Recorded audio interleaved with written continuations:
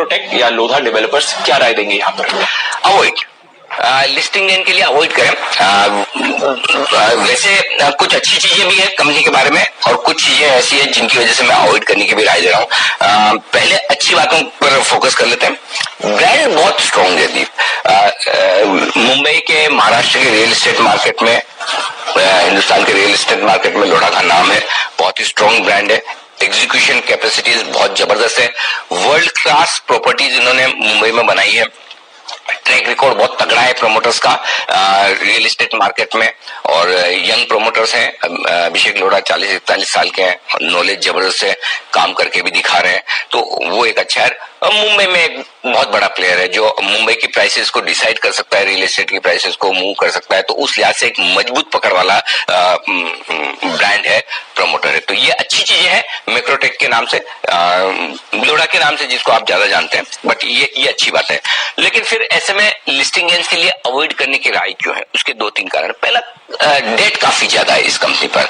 हालांकि पिछले 3 सालों में धीरे धीरे कंपनी ने डेट कम किया है, लेकिन डेट कम करने के बावजूद भी अभी भी डेट काफी हायर लेवल पर है। डेट इक्विटी रेशियो जो इसका लोढ़ा का है, वो बड़े रियल एस्टेट प्लेयर्स में इस वक्त जो लिस्टेड प्लेयर्स है उसमें देखेंगे तो सबसे ज्यादा आपको नजर आएगा।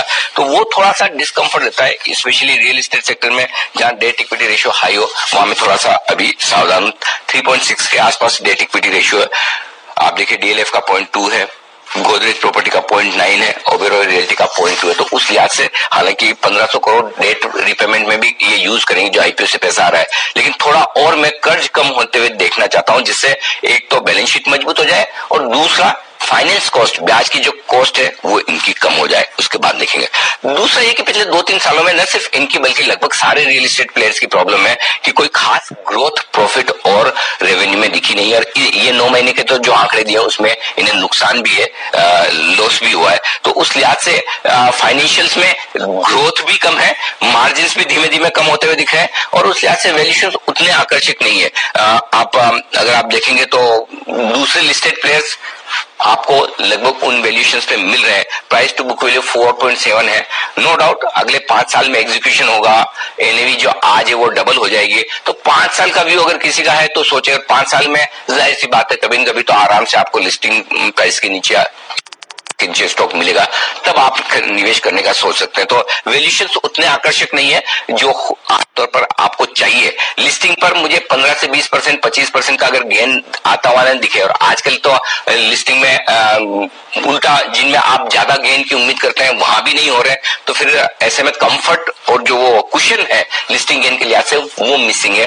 तो अगर वो 20%, 25% ऊपर लिस्टिंग होने की संभावना दिखे, तब तो मैं आपको स्ट्रांगली कहूं कि लिस्टिंग के लिए लगा लीजिए या लॉन्ग टर्म के लिए भी लगा लीजिए। तो लॉन्ग टर्म इन्वेस्टर है, लिस्टिंग के बाद इंतजार कर सकते हैं, और शॉर्ट टर्म में लिस्टिंग पे बड़ा पैसा बनेगा इसकी संभावना कम दिखती है। एक और इंटरेस्टिंग चीज है, कल मैं एंकर बुक देख रहा था। अब इस एंकर बुक को आप दोनों तरीके से देख सकते हैं। एक तो ये कि इस पूरी एंकर बुक में लंबे समय बाद भी मुझे ऐसा दिखा कि सिर्फ एक एचडीएफसी म्यूचुअल फंड ऐसा है लोकल फंड्स में जिसने पैसा लगाया है, बाकी और कोई भी म्यूचुअल फंड नहीं है जिसने लोढ़ा के मैक्रोटेक के आईपीओ में पैसा लगाया हो।